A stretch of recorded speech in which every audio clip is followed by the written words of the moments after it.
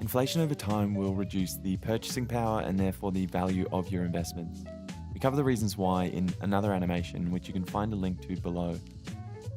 Also, you'll need to understand how bonds work as an investment.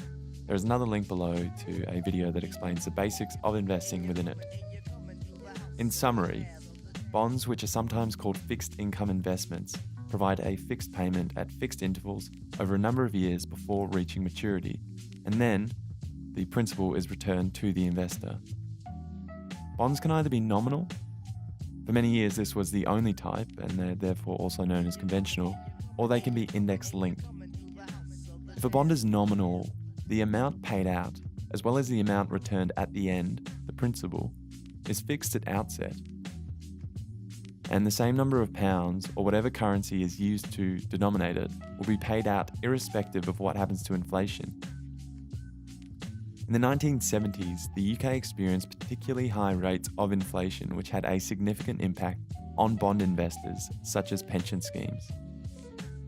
And resultantly, in 1981, the Treasury began to issue bonds which provided explicit inflation protection, such that investors who purchased them at issue and held them to maturity would receive both an income which kept pace with price inflation and an uplift to their maturity payment, which took account of inflation over the bond's term.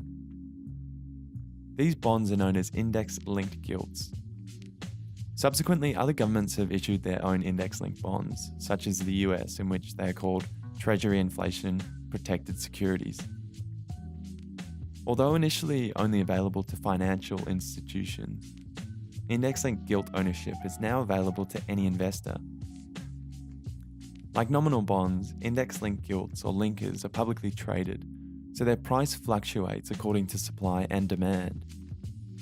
This means that an investor who buys or sells in the market rather than buying at issue and holding to maturity does not receive the explicit inflation protection, as prices at which they trade reflect the market's expectation for the future, and those may be for higher or lower inflation than the actual rate at which the bond's maturity price will be revalued.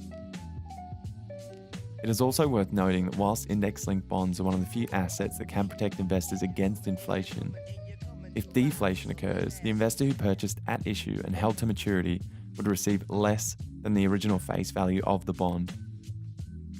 Investors who expect deflation or who wish to protect against the possibility of it are therefore better served by owning nominal bonds. As always, we recommend speaking to a professional before making any investment decisions.